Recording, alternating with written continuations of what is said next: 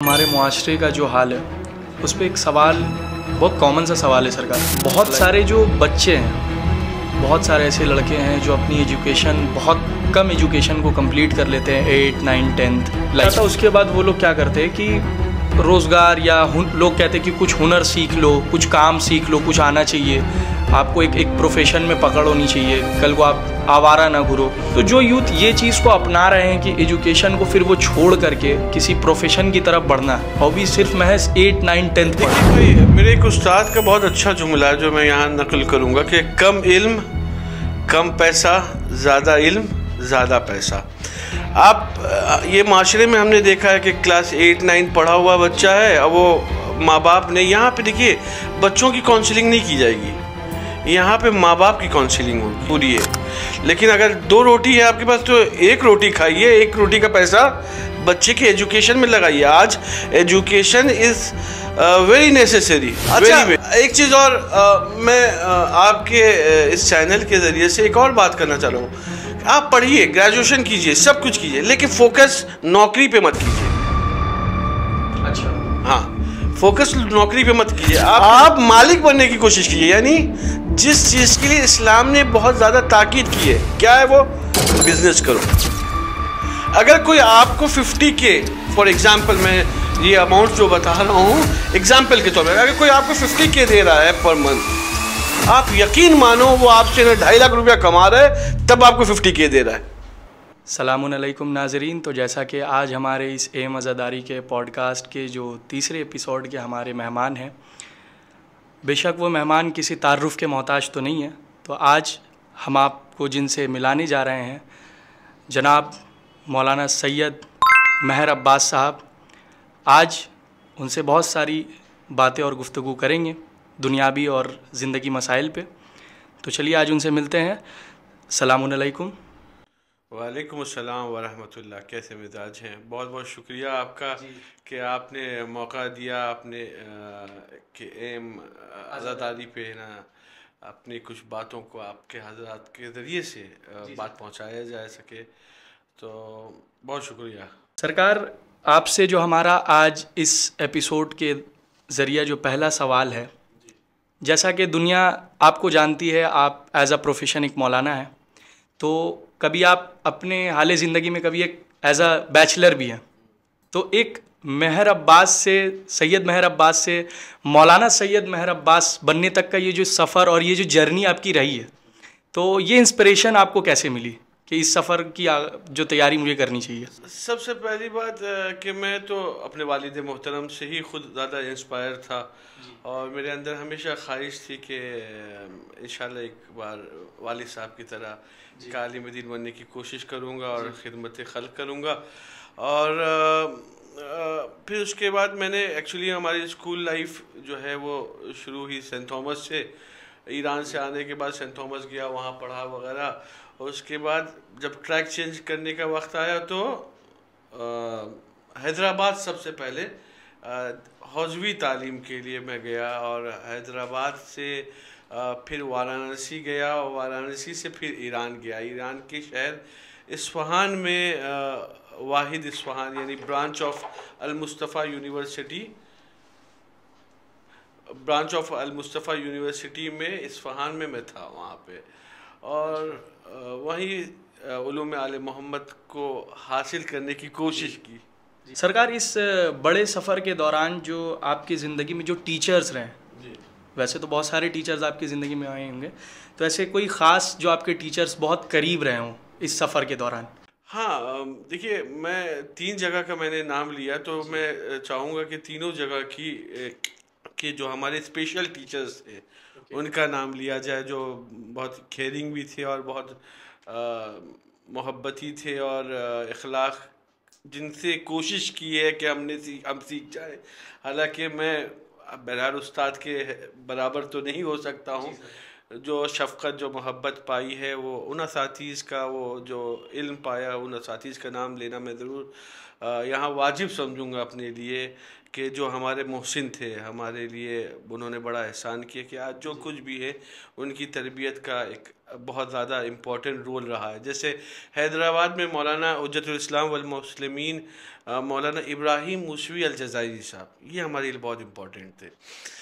मौलाना हुज्जतुल इस्लाम वल मुस्लिमीन आली जनाब मौलाना सैयद लुक़मान मूसवी अल जज़ायरी साहब, ये दो शख्सियतें हैदराबाद दक्कन में मदरसा इमाम रज़ा में बहुत ज़्यादा हमारे लिए इम्पोर्टेंट, बहुत बहुत बहुत, क्योंकि मैं पहली मरतबा घर छोड़ के मैं गया था। अच्छा। और तो बहरहाल एक माँ बाप की दूरी, उनसे दूरी, ये चीज़ बड़ी सताती, बड़ी मुश्किल, जी बहुत ज़्यादा मुश्किल होती थी।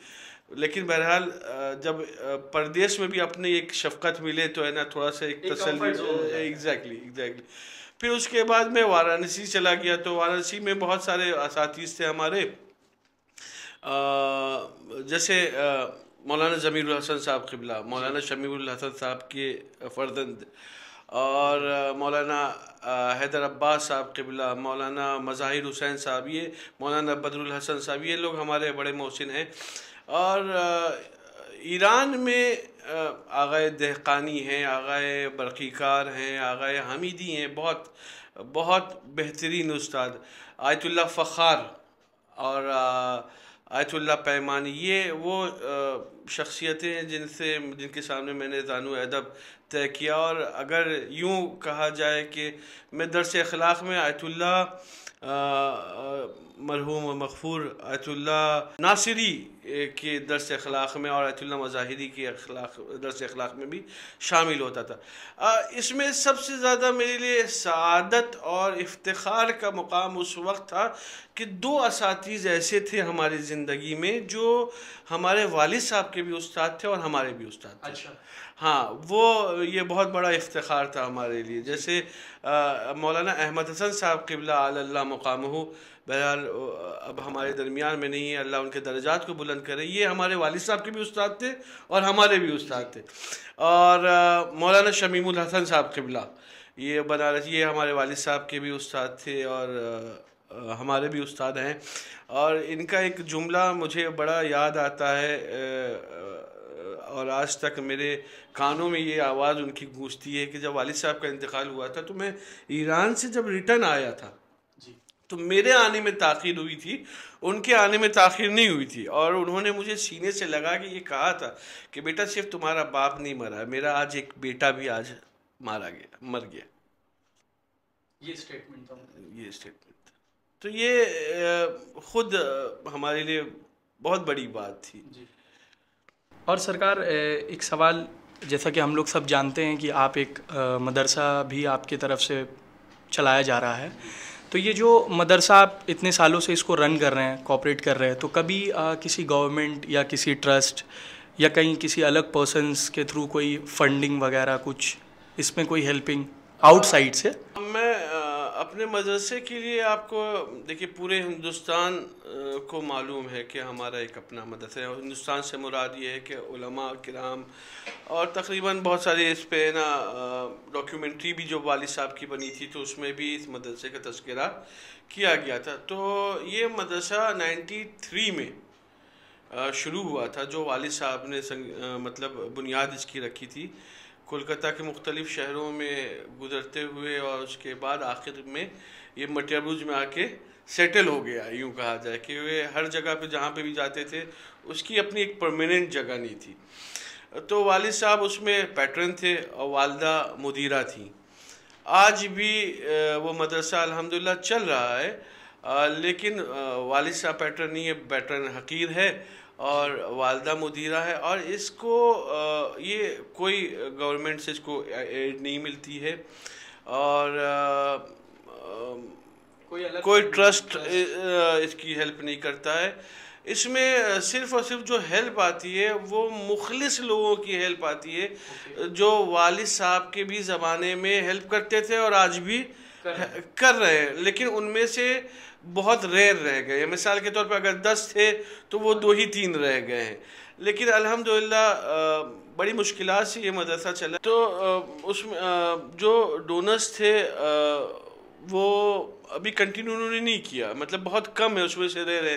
अगर 10 थे तो उसमें से 3 ऐसे हैं जो आज भी हमारे मोहसिन बने हुए हैं। ये इदारा इतना वसी काम कर चुका है कि तकरीबन 500 से 600 से ज़्यादा बच्चियां यहाँ से फारिग हो चुकी हैं और अब एक नई जनरेशन आ रही है उन्हीं की, यानी जो बच्चियां पढ़ चुकी थी अब उनकी बेटियां यहाँ आ रही हैं।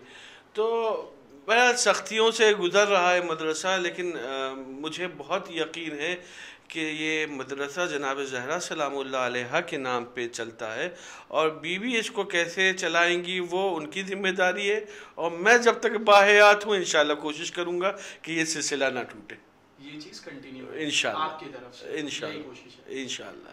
अच्छा सरकार, जहन में एक क्वेश्चन इसी मौजू पे तैयार होता है कि आपने ख़वातीन मदरसा ही क्यों?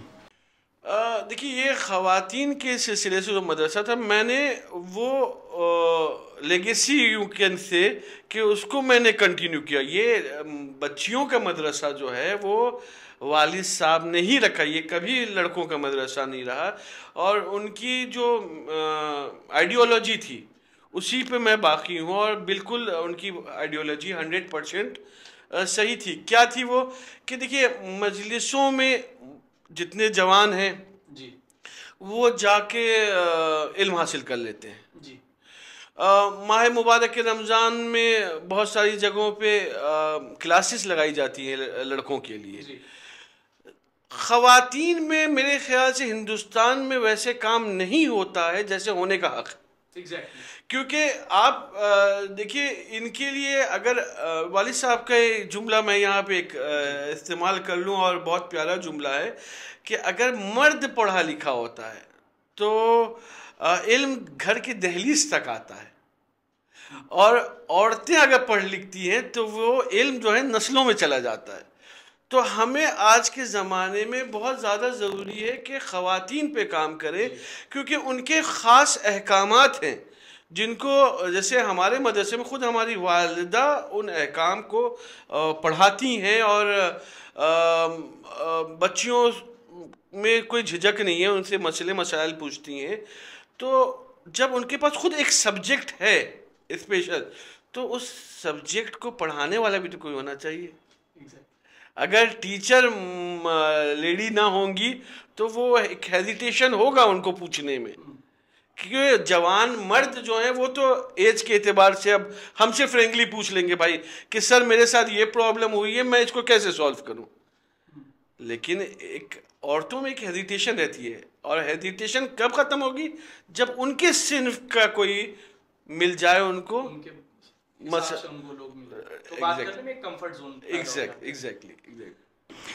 तो सरकार, एक सवाल इस मौजू पे और भी ये बनता है कि जो ख़वातीन आज यहाँ से आपके मदरसे से अपनी एजुकेशन को मुकम्मल कर रही हैं, अब किसी लड़की को ये ख्याल आता है कि नहीं ये प्रोफेशन में हम कुछ बड़ा कर सकते हैं, कुछ काम हो सकता है। जो लोग, जैसा कि आपने कहा कि हम ईरान जाके भी कुछ साल अपनी पढ़ाई को मुकम्मल किए, वहाँ भी आपके कुछ बड़े उस्ताद रहे, तो अगर कोई लड़की यहाँ से ईरान जाने का अगर वो जहन में लाती है कि और आगे एजुकेशन को हमको बढ़ाना है, तो उस पर भी कुछ काम आप लोगों की तरफ से मतलब अभी स्टार्ट होने वाला है या हो रहा है इस पे कुछ, या कोई रिसोर्स है आप लोगों का? माशाल्लाह से देखिए, हमारे यहाँ मदरसे में बहुत बार ऐसा हुआ है कि जो बच्चियाँ फारिग हुई और बेहतर से बेहतर इल्म के लिए ईरान जाना चाह रही थी, उनको सपोर्ट दिया गया, उनकी मुआरफ़ी की गई, यानी उनको वहाँ पे जितना हेल्प हो सकता था ताकि वो अपनी फ्यूचर की बेहतर से बेहतर पढ़ाई के लिए जा सके, पूरा हेल्प ज़हरा एजुकेशन सेंटर ने किया। ये यहाँ से जी हाँ। और सरकार, एक चीज़ ये भी है कि अगर कोई लड़की आपके मदरसे में पढ़ रही है, कोई बच्ची, कोई मेरी बहन, अगर वो दुनियावी इल्म भी लेना चाहती है एक बड़े लेवल पे, लाइक कि अगर उसको कोई प्रोफेशन में जाना है और यहाँ से कोई सपोर्ट उसको उस एजुकेशन के लिए? नहीं, माशाल्लाह से देखिए, यहाँ पे जो बच्चियाँ पढ़ती हैं आके, हमारे यहाँ टाइमिंग जो है 5 to 7 PM है, डेली आना जाना है, और 5 to 7 PM तो वो डेली उस पर है। तो बच्चियाँ जितनी हैं वो स्कूल लाइफ से पढ़ ही के आती हैं, अपना जो कोई लड़की ग्रेजुएशन कर रही है लेकिन आके पढ़ रही है, वो भी मैनेज हो जाता है। हाँ, वो टाइमिंग के हिसाब से वो आती हैं, वो क्योंकि आप दीन और दुनिया दोनों को लेके चलना है आपको। तो ये कहीं ना कहीं एक हो जाता है, इंसान मैनेज कर लेता है।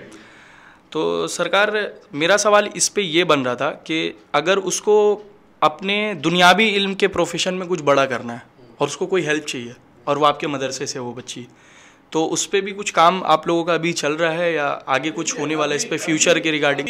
ख्वाहिश तो हमारी बहुत है कि मिसाल के फ्यूचर में ना अगर कोई एजुकेशन की लाइन में, हालांकि बहुत सारे लोग हैं जो एजुकेशन पे काम करते हैं, बहुत सारे ट्रस्ट हैं जो एजुकेशन पे काम करते हैं। हम अभी हदफ और मकसद लेके उलूम आले मोहम्मद को चल रहे हैं।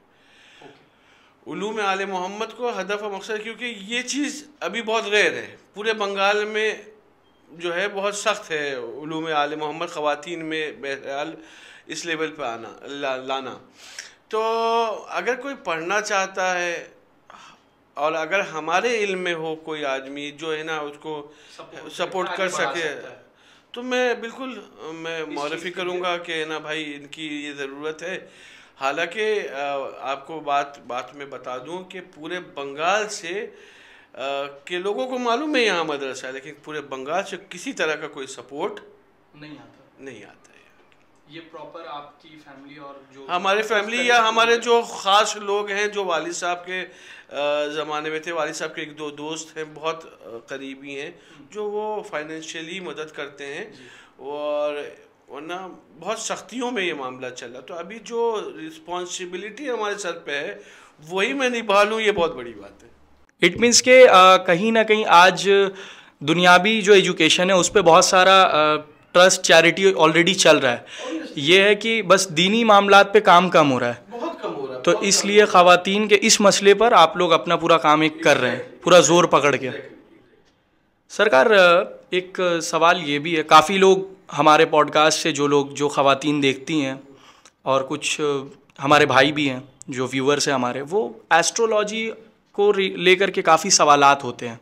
एस्ट्रोलॉजी, ब्लैक मैजिक्स, काफ़ी लोग कहते हैं नज़र लग गई, किसी ने कुछ कर दिया है, और कुछ लोग होते हैं कि भाई रोज़गार की तंगी है, पता नहीं नसीब में क्या है। तो ये सब चीज़ वाकईन होती है या लोग इससे बस एक गाफिल हो रहे हैं? इस पे हमारा क्या ये होना चाहिए? एस्ट्रोलॉजी और एस्ट्रोनॉमी ये दोनों की तो, और ख़ुद मैजिक के लिए इस्लाम न सीखने की इजाज़त देता है न सिखलाने की इजाज़त देता है। ठीक है, हराम है बिल्कुल, क्योंकि ये कंसेप्ट तो हमारे यहाँ अवेलेबल है जादूगरी का, तो क्योंकि कुरान भी कह रहा है, लेकिन हमारे जादूगरी से ज़्यादा जादू सीखना हराम है जी, जादू सीखना हराम है। लेकिन हमारे पास पैरेलल एक चीज़ और मिलती है जिसको कहते हैं इरफान जी। इरफान आप सीख सकते हैं। इरफान इस जस्ट लाइक, कैसे मैं एग्जांपल दूं कि आप अल्लाह के बताए हुए रास्ते पे जब चलिएगा तो एक आरिफ बनिएगा। अल्लाह के बताए हुए रास्ते पे चलिएगा तो एक आरिफ बनिएगा। जादूगरी जो है गलत रास्ते से है भाई। जो लोग मिसाल के तौर पे ये कहते हैं कि मैं लकीर, हाथ की लकीर देख के बता दूंगा कि हाँ, मेरे हाथ की लकीर देख के बता दूंगा तुम्हारे फ्यूचर में क्या है। आप यकीन मानिए उनसे पूछ लिया जाए कि तुम्हारे पीछे कौन खड़ा है, वो नहीं बता पाएंगे। वो नहीं बता पाएंगे। वो जिम्मेदारी लिए लेते हैं क्या कि हाथ की लकीर। अच्छा देखिए, आपने देखा होगा कि तोते के जरिए कुछ लोकल स्ट्रीट्स पे लोग बैठ करके एक पर्ची निकालते हैं, वो तोता निकालेगा, उससे आपका फ्यूचर बताया जाएगा कि क्या। तोता बताएगा आपका फ्यूचर? ताज्जुब की बात है। अच्छा, ना आपको मालूम है ना जो दिखला रहा है उसको मालूम है।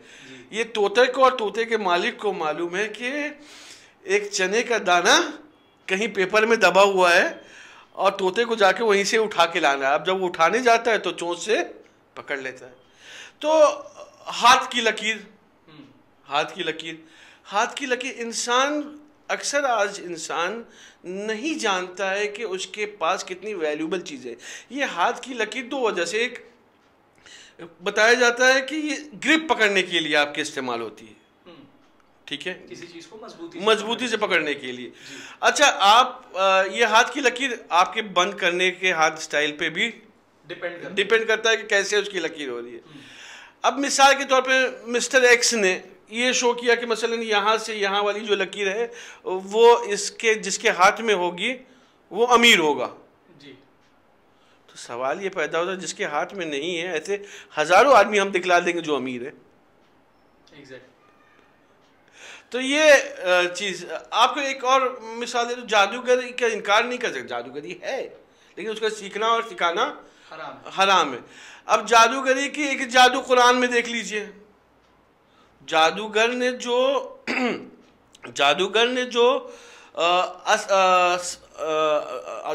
जो रस्सी फेंकी थी वो सांप बन गई थी। जादूगर ने जो रस्सी फेंकी थी वो सांप बन गई थी। ये हुई क्या? जादूगरी। इरफान उसके जस्ट मुकाबिल में था, जब असा फेंका तो वो अजदहा बन गया। अच्छा, दोनों में फर्क है। दोनों में फर्क क्या है? जादू मैंने कहा शैतान के रास्ते से एंट्री होती है और इरफान जो है रहमान के रास्ते से। जादूगर हमेशा वो काम कर सकता है जिस पे उसने प्रैक्टिस किया हो। प्रैक्टिस अच्छी होनी चाहिए। हाँ, उसकी जितनी प्रैक्टिस होगी वही कर सकता है, वही अच्छा काम कर पाएगा। मतलब वो शोबदाबाजी या जो भी है वो उसकी डिपेंड करता है क्या? जादूगरी उसके प्रैक्टिस में। लेकिन इरफान ज़रूरी नहीं है कि प्रैक्टिस हो, यानी विदाउट प्रैक्टिस भी वो काम कर सकते हैं। फॉर एग्जाम्पल, जैसे जादूगर किसी को मार सकता है लेकिन जिंदा नहीं कर सकता, क्योंकि उसने ये प्रैक्टिस नहीं किया है कि उसको जिंदा कैसे करना है।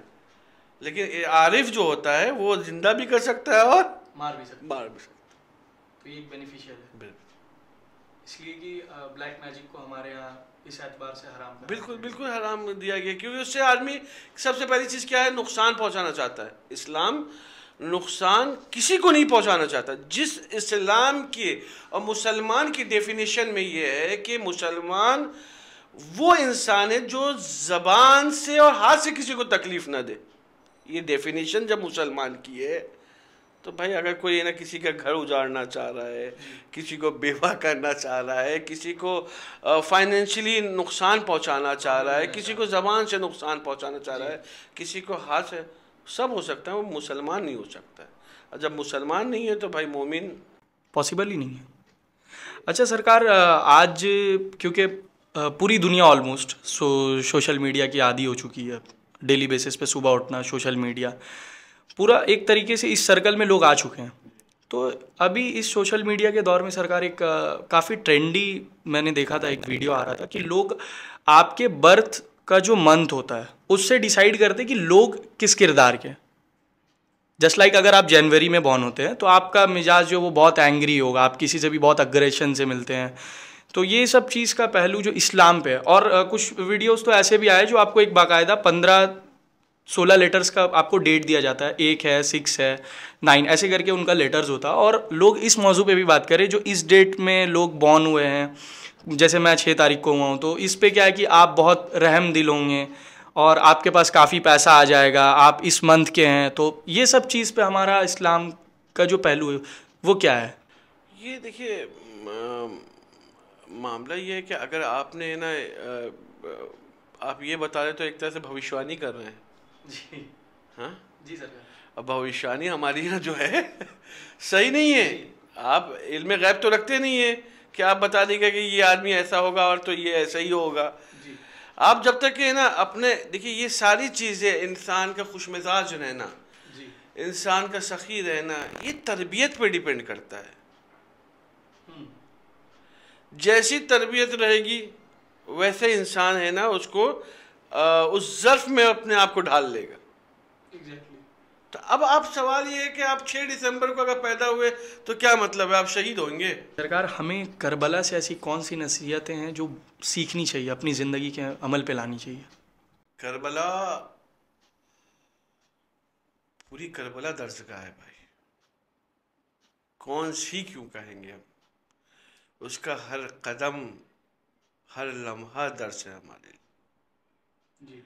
वहाँ इखलाक का दर्स मिलता है, वहाँ मोहब्बत का दर्स मिलता है, वहाँ वफादारी का दर्स मिलता है, वहाँ जानिसारी का दर्स मिलता है। वहाँ से अगर एक शिया हक बयानी का दर्स ना ले पाए तो फिर कोई फ़ायदा नहीं। वहाँ से अगर एक शिया हक के साथ खड़े रहने का दर्स ना ले पाए तो कोई फ़ायदा नहीं। क्योंकि अहले बैत, यूँ समझ लीजिए, करबला के मैदान में हम लोगों ने सीखा, अगर आप इंसाफ है, हम लोग ने ये सीखा है कि किस तरह मासूम के बातों पे लब्बैक कहा जाए, किस तरह से कहा जाए। वहां बहुत सारे पढ़े लिखे लोग थे। मौला अब्बास, उनके इल्म के है ना चर्चा पूरी दुनिया में है, लेकिन मौला अब्बास ने भी मौला हुसैन के सामने क्या कहा? जी जी जी। यानी क्या है कि आपको अइम्मा की बात को वैसे ही मानना है जैसे करबला के मैदान में शुहदाए करबला ने माना। अगर आप नहीं मान रहे तो फिर आपने दर्स क्या लिया? अगर आपके ऊपर जुल्म हो रहा है कहीं पे, इट इज नॉट नेसेसरी कि शिया पे जुल्म हो रहा है तभी आप आवाज उठाइए। अगर मुसलमान पे जुल्म हो रहा है तभी आवाज उठाइए। अगर क्रिश्चियन पे जुल्म हो रहा है तब भी आपको आवाज उठाना है। नॉन मुस्लिम पे जुल्म हो रहा है तब भी आपको आवाज उठाना है। आपको हिंदू पे जुल्म हो रहा है तब भी आपको आवाज उठाना है। जुल्म के खिलाफ आवाज उठाना करबला से हमें सीखना चाहिए। ये ज़रूरी नहीं है कि मिसाल के तौर पे सिर्फ शिया पे जुल्म हो तभी आप आवाज़ उठाइए, या मुसलमानों पे जुल्म हो तभी आवाज़। अगर क्रिश्चियंस पे भी जुल्म हो रहा है तब भी आप आवाज़ उठाइए, और अगर हिंदू भाइयों पे जुल्म हो रहा है तब भी आप आवाज़ उठाइए। क्योंकि करबला मुसलमानों के लिए नहीं है, इंसानियत के लिए दर्जगाह है, इंसानियत के लिए बेहतरीन दर्जगाह है करबला। एग्जैक्टली। और करबला से हमें एक और दर्स लिखना चाहिए, वो क्या है? वफादारी का दर्स। जो वफादारी मौला अब्बास ने इमाम हुसैन के लिए दिखलाई, वो दर्स आपको करबला से सीखना चाहिए। आज हम अगर वफादार नहीं है तो इस बात के भी हकदार नहीं है कि मौला अब्बास के अलम को उठाया जाए। जो इंसान वफादार नहीं है उसको कोई इख्तियार नहीं है कि वो मौला अब्बास के अलम को उठाए, क्योंकि वो वफादार का अलम है। आज जो हमारे मुआशरे का जो हाल है उस पर एक सवाल, बहुत कॉमन सा सवाल है सरकार, हालांकि अब तो ये बहुत आम हो चुका है कि बहुत सारे जो बच्चे हैं, बहुत सारे ऐसे लड़के हैं जो अपनी एजुकेशन, बहुत कम एजुकेशन को कंप्लीट कर लेते हैं, 8, 9, 10। लाइक जब ये इतना कंप्लीट हो जाता है उसके बाद वो लोग क्या करते हैं कि रोज़गार, या लोग कहते हैं कि कुछ हुनर सीख लो, कुछ काम सीख लो, कुछ आना चाहिए आपको, एक प्रोफेशन में पकड़ होनी चाहिए, कल को आप आवारा ना घूरो। तो इस तरीके से वो एक पढ़ाई से फिर वो जहन हट जाता है, वो ट्रैक एक दूसरी तरफ चला जाता है, तो वो हट जाता है। तो जो यूथ ये चीज़ को अपना रहे हैं कि एजुकेशन को फिर वो छोड़ करके किसी प्रोफेशन की तरफ बढ़ना, और भी सिर्फ महज 8, 9, 10 पढ़ के, तो ये सरकार कैसा है? देखिए भाई, मेरे एक उस्ताद का बहुत अच्छा जुमला है जो मैं यहाँ नकल करूँगा कि कम इल्म कम पैसा, ज़्यादा इल्म ज़्यादा पैसा। आप ये माशरे में हमने देखा है कि क्लास 8, 9 पढ़ा हुआ बच्चा है, अब वो माँ बाप ने, यहाँ पे देखिए बच्चों की काउंसलिंग नहीं की जाएगी, यहाँ पे माँ बाप की काउंसलिंग होगी कि आप अपने बच्चों को पढ़ाइए। क्यों? आपने, ठीक है आपके घर में मजबूरी है, लेकिन अगर 2 रोटी है आपके पास तो 1 रोटी खाइए, 1 रोटी का पैसा बच्चे की एजुकेशन में लगाइए। आज education is very necessary, very very. क्यों? क्योंकि जिस तरह से आज आपको जीने के लिए ऑक्सीजन चाहिए जी, वैसे आज की दुनिया में अगर आपको जीना है तो पढ़ा लिखा होना चाहिए, वरना आने वाली जो नस्ल है और आने वाले जो लोग हैं, जो आप हालात देख रहे हैं, कुचल डालेंगे आपको, कहीं का नहीं रखेंगे। अच्छा, मेंटेलिटी क्या है कि अब मेरा बच्चा बड़ा हो गया है, अब 8, 9 पढ़ लिया है तो 10,000 रुपया उसकी कहीं दुकान पे बैठ रहा है या कुछ सामान उठा रहा है तो 8,000 10,000 रुपया मिला। मैं एक एवरेज की बात कर रहा हूँ, ठीक है। आपने 10 में छुड़वा दिया तो आपकी इससे ज़्यादा सैलरी नहीं होने वाली भाई। एग्जैक्टली। आप 10 के स्टूडेंट को 50K का है ना एक लिमिट पैकेज नहीं मिल सकता है, नहीं मिल सकता है। अच्छा, आप बताइए 10th के बाद कितने साल लगेंगे ग्रेजुएशन तक जाने के लिए? 5 साल ऑलमोस्ट, ठीक है। मास्टर्स करने में कितना लगेंगे? 8 साल। 8 साल, ठीक है। अब मेरा सवाल ये है कि इस अगर आपने 10,000 रुपया मंथली कमाया उसने जी, तो 1 साल का कितना कमाया? 1,20,000, ठीक है। और 7 साल का कितना कमाया? नियर अबाउट 7 लाख 80,40,000, ठीक है। जब इसने ग्रेजुएशन कंप्लीट किया और मास्टर्स कर लिया, मास्टर, तो कम से कम उसकी सैलरी मिनिमम आज के हिसाब से जो मैं देख रहा हूँ वो क्या है, तकरीबन 50K के आसपास पहुंच रही है। तो 1 साल का कितना हुआ? 5 लाख, नो 6 लाख, 6 लाख, ठीक है। जो लड़का 7 साल में कमा रहा था वो 1 साल में तकरीबन कमाएगा। तो विच इज बेटर कि अपने बच्चे को ग्रेजुएशन कराइए, मास्टर्स कराइए या 10th ही में छोड़वा दीजिए? जी, तो बेटर क्या होगा? बेटर ऑप्शन यही है कि आगे का भी मास्टर्स तक का पढ़ाई एग्जैक्टली और बड़ा करें, क्योंकि फिर आपकी जब है ना आपकी क्वालिफिकेशन के हिसाब से तो आपको जो जॉब मिल गई, अब आपकी जो क्वालिटी होगी, आपके साथ जो कैपेबिलिटी होगी, उसकी वजह से आपके रैंक बढ़ते रहेंगे। तो ये 50K जो है 70, 80, 90, 100, 1 लाख तक जा सकता है और इससे अच्छा भी आपको ऑप्शन मिल। यानी खुलासा ये बहस ये है कि कम इल्म कम पैसा, ज़्यादा पैसा, ज़्यादा। अच्छा, एक चीज़ और मैं आपके इस चैनल के ज़रिए से एक और बात करना चाह रहा हूँ। आप पढ़िए, ग्रेजुएशन कीजिए, सब कुछ कीजिए, लेकिन फोकस नौकरी पे मत कीजिए। अच्छा, हाँ, फोकस नौकरी पे मत कीजिए। आपके जहन में हमेशा बना हुआ कि हम नौकर ही बनेंगे, तो फिर आप कुछ नहीं कर सकते। आप मालिक बनने की कोशिश कीजिए। यानी जिस चीज़ के लिए इस्लाम ने बहुत ज़्यादा ताकीद की है, क्या है वो? बिजनेस करो। अगर कोई आपको 50K, फॉर एग्जाम्पल मैं ये अमाउंट जो बता रहा हूँ एग्जाम्पल के तौर पर, अगर कोई आपको 50K दे रहा है पर मंथ, आप यकीन मानो वो आपसे ना 2.5 लाख रुपया कमा रहा है, तब आपको 50K दे रहा है। 4 लाख कमा रहा है तब आपको 50K दे रहा है। तो आप क्यों नहीं इस लायक खुद बन जाते हैं कि भाई 4 लाख हम खुद कमाएं? तो ऑन प्रॉफिट। और इस्लाम ने बहुत ताकीद की है, क्योंकि इंसान अपनी जो भी रकम लगाता है अल्लाह के नाम पे लगा देता। रज़ाक खुदा है, बरकत देने वाला खुदा है जी।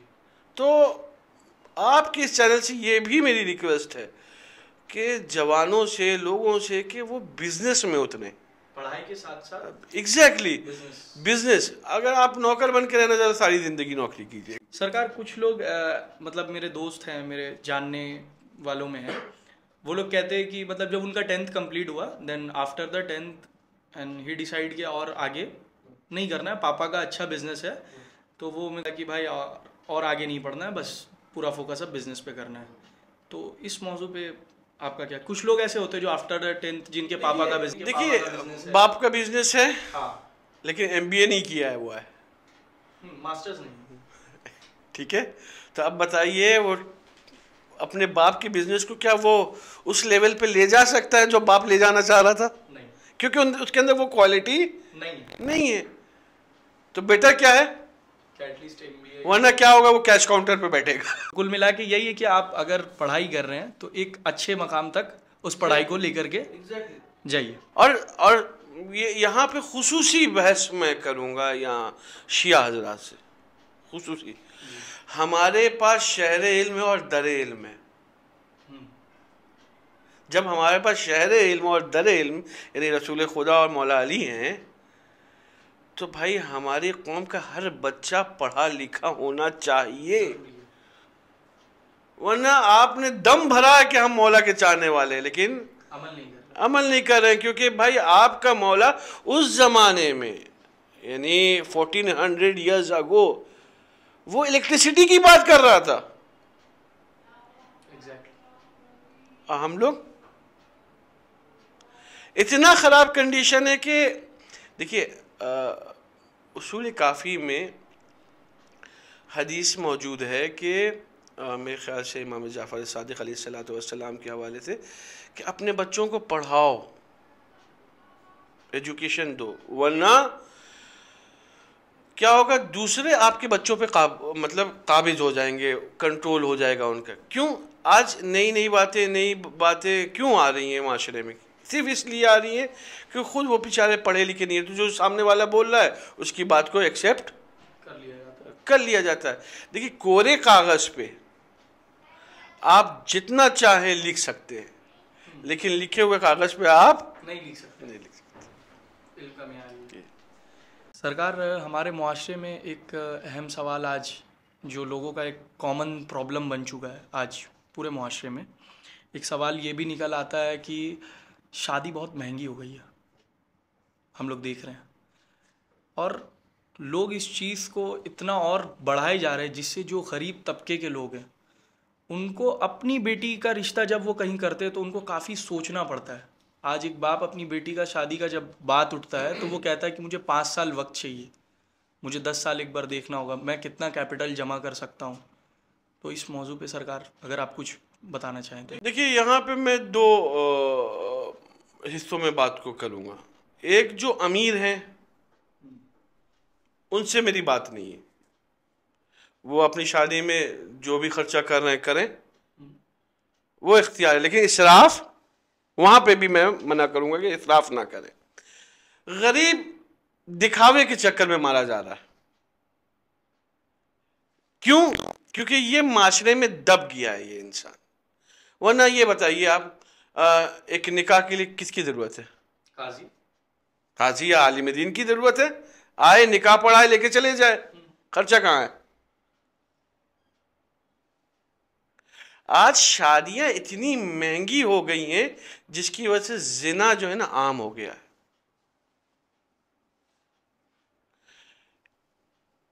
अक्सर लोग अगर इस्लाम देखें ना भाई, तो इस्लाम जो है सबसे ज़्यादा इम्पोर्टेंट है, जो आपको इस्लाम के अकॉर्डिंग चलना है। किसने कहा है अपनी बेटी की शादी में है ना जहेज दोगे ही तभी आपकी है ना बेटी को लेंगे?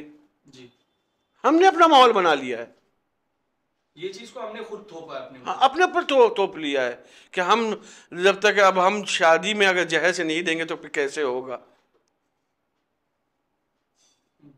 कैसे होगा ये बताइए? नहीं भाई। यहाँ पे एक बात ये कहना चाहता हूँ कि दिखावे मत जाइए। एक मिजाह के अंदाज में ये बात मैं बोलना चाह रहा हूँ कि मैं वलीमा क्यों होता है? ताकि लोगों को मालूम हो कि ये लोग की शादी हो गई है। हाँ, 400 आदमी 500 आदमी गरीब है, नहीं खिला सकता है। किसने कहा है भैया कि 500 आदमी को 400 आदमी को खिलाओगे तभी तुम्हारा निकाह होगा या मिसाल के तुम्हारा वलीमा होगा? किसने कहा? आप घर वालों को कर दीजिए। और मज़े की बात यह कि अगर आप नहीं करिएगा तो उससे ज़्यादा फेमस हो जाइएगा कि भाई उनकी शादी हुई है पूछा नहीं, तो भाई ऐसे भी आप फेमस हो गए कि भाई उनकी शादी हो गई है। तो लिहाजा माशरे में ना दबिए। ये चीज़ें मैं मजालिस के सिलसिले से भी कहना चाह रहा हूँ। एक गरीब है, दिखावे के लिए बाहर से खतीब बुला रहा है, कर्जा लेके खतीब बुला रहा है। कर्जा लेके खतीब बुला, क्यों कर्जा लेके खतीब बुला रहे हो भाई? जो मुकामी, अगर आपके अंदर सलाहियत नहीं है, यकीन मानिए मौला हुसैन के मसाहिब, मैं यहाँ पे भी वही बात करूँगा, अमीरों की बात नहीं कर रहा हूँ, यहाँ गरीबों की बात कर रहा हूँ। कहाँ आपको लिखा है कि कर्जा? मैं नाम नहीं लूँगा। चहलों की मजलिस हुई है, बाहर का खतीब आया है, ठीक है, और बाद में नेक्स्ट डे वो ज़रूरतमंद था, उसने कहा मौलाना पैसे की ज़रूरत है मुझे ना, मैं कर्ज में डूब गया, मैंने नहीं दिया क्योंकि वहाँ पे वो हकदार नहीं था। आप जो चीज़ कम पैसे में कर सकते थे, जो ईसा साहब, कहाँ लिखा है बिरयानी खिलाइएगा तभी आपको आपके वालिद साहब की रूह को बख्शा जाएगा? सबसे सिंपल वे ईसाल सवाब का ये है कि आप फर्श अज़ा बिछाइए, तिलावत करवाइए। ज़रूरी नहीं है कि आप प्रेशर में आइए, आप अपने वालिद साहब की कब्र पर जाइए, वहाँ सूरह फातिहा पढ़िए। आप खुद बैठे हुए हैं, सोने से पहले एक बार अपने वालिद साहब के लिए या वालिदा के लिए सूरह फातिहा पढ़िए। इससे अच्छा क्या तोहफा होगा ये बताइए। आप लाखों के खर्चे में आ रहे हैं, पता चला अब्बा का चहलुम था या अम्मी का चहलुम था और वो कर्जा अदा कर रहा है 3 साल तक। मेरे ख्याल से उनके माँ बाप भी इस बात पर राज़ी नहीं होंगे जिनकी ईसाल सवाब की मजलिस हुई, तो आइम्मा तो दूर की बात है। तो सरकार ये इस हवाले से तो आपका जवाब मेरे को काफ़ी दुरुस्त लगा, मजलिस के हवाले से जो आपने पैगाम दिया। लेकिन काफ़ी जगह पे हम ये भी देखे हैं कि कुछ लड़के वाले होते हों कि वो कहते हैं कि जहेज़ नहीं चाहिए आप, लेकिन जो हमारे मेहमान आएंगे, मेरे भाई आएंगे, मेरे रिश्तेदार आएंगे, आप उनकी इज़्ज़त कर दीजिए। और कई जगह पे ऐसा भी है कि अगर वो कम लोगों को भी अगर ट्राई करता है कि लिमिटेड लोगों को पूछा जाए, फिर भी 200 है, काफ़ी जगह पे बड़े ख़ानदान वाले लोग भी होते हैं कि आ जाते हैं उतने लोग, 200-250 कम पूछने पर भी 300 लोग देखे गए कि उस जगह पे आते हैं। तो अब सामने वाला तो जहेज़ भी नहीं मांग रहा है कि हमको जहेज़ दो या हमको अलमारी दे दो, पलंग दे दो या पैसे कुछ कैश दे दो, वो कुछ नहीं मांग रहा, वो सिंपल शादी चाहता है। लेकिन वो चाहता है कि मेरे साथ जो मेहमान आ रहे हैं उनकी इज्जत में कोई कमी ना हो। तो यहाँ पे एक तरीका ये है, या तो आप अपने मेहमान को कम कीजिए, फर्स्ट थिंग, या सेकेंड थिंग क्या है, आपको बहुत बेटर ऑप्शन दूंगा कि सामने वाले की हैसियत देखिए कि क्या 200 आदमी को खिला सकता है या नहीं खिला सकता है। अगर खिला सकता है वेल एंड गुड, अगर नहीं खिला सकता और आप 200 आदमी को ले जाना ही चाह रहे हैं तो आपको पर्सनली आप जाके उसकी पहले हेल्प कीजिए कि हम 200 आदमी को लेके आ रहे हैं, आप थोड़ा सा अपने खाने पीने में थोड़ा सा इंतज़ाम कर लीजिएगा। ये भी एक तरीका है, आपकी भी इज्जत रह गई और सामने वाले की रिस्पेक्ट मैनेज हो जाता है। तो एक तरीके से इस हवाले से भी इस काम को अंजाम दिया बिल्कुल दिया जा सकता है कि आप सामने वाले की हैसियत देख ली है आपके, भाई ये 4 आदमी को नहीं खिला सकता, 40 को कैसे खिलाएगा, तो 36 का आप पैसा दे दीजिए साइड से। ज़रूरी नहीं है कि आप माशरे में देख, हर काम दिखावे वाला नहीं होना चाहिए, दिखावा होना ही नहीं चाहिए, बल्कि इस्लाम ने ये सिखलाया है कि दिखावा अगर होगा तो आपने अपने काम को ख़राब कर दिया, यानी सारी मेहनत पे आपने पानी पिया। मौला अली का वाक़या क्या है कि शहादत के बाद 3 दिन के बाद खराबे से आवाज़ आ रही थी या नहीं कि भाई आदमी रो रहे, इमाम हसन इमाम हुसैन गए और पूछे क्यों रो रहे, कहा 3 दिन से भूखे हैं। क्यों भूखे हैं? कहा एक आदमी आता था और हमें खिलाता था, 3 दिन से खिलाया नहीं। तो आदमी को क्या समझ में आया वहाँ पे, जो खिला रहा था वो मेरा, इमाम हसन क्या समझे कि जो खिला रहा था वो हमारे बाबा थे। लेकिन पूछा क्या नाम है, तो कहा नहीं मालूम। जब भी पूछते थे बोलते कि गरीब के बाजू बैठा है, फकीर। एक बहुत अच्छा शेर है यहाँ पे, मैं यहाँ पे एक शेर इस मौजू पे आया तो बयान करूँ कि हमारे एक छोटे भाई हैं नकी बनारसी, और जवादियाई के पढ़े हुए हैं, और मैं उनके शेर को बहुत पसंद करता हूँ, ये वाले शेर को, कि कपड़े अली ने इसलिए पहने हैं टाट के, कपड़े अली ने इसलिए पहने हैं टाट के ताकि कोई गरीब को रुस्वा न कर सके। तो आपका मौला तो ये सिखला रहा है कि गरीबों के साथ कैसे ट्रीट करो, और आप क्या सीख रहे हैं? गरीब से लोग बात भी नहीं करना चाहते, तो शादी और ब्याह ये वो तो दूर की बात। जी सर। सरकार आपको शायरी भी पसंद है, हमने सुना है, तो कोई शेर अगर अर्ज़ कर देते। मैं एक दुनियावी शेर सुनाऊंगा और एक अहले बैत अलैहिमुस्सलाम की शान में एक शेर सुनाऊंगा। मुझे बहुत पसंद है, दोनों शेर बहुत पसंद है। एक शेर है कि रहने को दिल भी था मगर ए दोस्त आपने हैरान हूँ इंतखाब किया आस्तीन का। और एक शेर है मजहबी, और हाँ, शेर ये है कि टूटी नहीं है मकसद शब्बीर की कमर, टूटी नहीं है मकसद शब्बीर की कमर, लाशा जवां पिसर का उठाने के बाद भी। तो ये शेर सरकार, एक चीज़ ये भी पूछना था आपसे कि अगर किसी के लिए मेरे दिल में कोई ऐसी नेगेटिव चीज़ें, हसद या जिस पे अभी आपने बात की, तो अगर वो मेरे दिल में, मेरे कल्ब में अगर किसी के लिए आ रहा है, तो हमको ख़ुद को अगर इससे महफूज रखना है तो उसका सबसे अच्छा तरीका क्या होगा कि हम खुद को गीबत और इन सब बुराइयों से बचा सके? गीबत की तो बहस मैं कर चुका था, लेकिन हसद से अगर आपको बचना है तो एक्चुअली इंसान के अंदर हसद इस सिचुएशन में पैदा होती है कि वो जब अपने ऊपर देखता है। मेरे पास मिसाल के तौर पे ऑडी है, मैं चाह रहा हूँ लेमोजिन ले लूँ, तो हसद जलन देख के उसके पास कैसे लेमोजिन है, ठीक है। लेकिन इंसान अगर अपने नीचे देखने लगेगा तो उसको कभी किसी के लिए हसद नहीं होगा।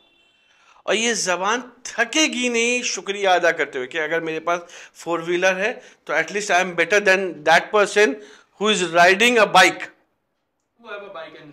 साइकिल, ठीक है। वो साइकिल वाला देखिए अपने नीचे कि कम से कम I am better than that person जो है ना सिर्फ जिसके पास 2 पैर है, वॉक कर रहा है। और पैर वाला देखे कि मिसाल के तौर पे हम उससे बेहतर है जिसके पास 1 ही पैर है। और 1 पैर वाला देखे कि कम से कम हम उससे बेहतर हैं कि जिसके पास पैर ही नहीं है। तो हमारे अंदर कभी हसद पैदा ही नहीं होगी अगर हम नीचे देखते रहे, ना के ऊपर देखें, ना के ऊपर देखें। और हमारी ज़बान थकेगी नहीं खुदा के शुक्र अदा करने के लिए, क्योंकि आप और हम एक जलन होना ही चाहिए, किसी के लिए नहीं होना। जो खुदा ने आपके लिए बेहतर से बेहतर किया है वो शुक्र कीजिए। आपके पास कम से कम एक बिस्तर तो है जिस पर आप जाके सोते हैं, एक तकिया है तो जो सर के नीचे लगाते हैं। आप कोलकाता की स्ट्रीट्स पे जाके देख लीजिए रात में कितने जो हैं जिनको बिस्तर नसीब नहीं होता। तो अपने नीचे देखो, at least you are better than that person. और शुक्र करो कि ना अल्लाह ने आपको नवाजा है, यही काफ़ी है। सो जैसा कि नाज़रीन, आज हमारे पॉडकास्ट का जो ये तीसरा एपिसोड का ये सफ़र था सैयद महर अब्बास साहब के साथ, तो आज हमारा ये सफ़र आज यहीं ख़त्म होता है। फिर मिलते हैं इंशाअल्लाह एक नई पॉडकास्ट और नई गेस्ट के साथ। सलाम अलैकुम।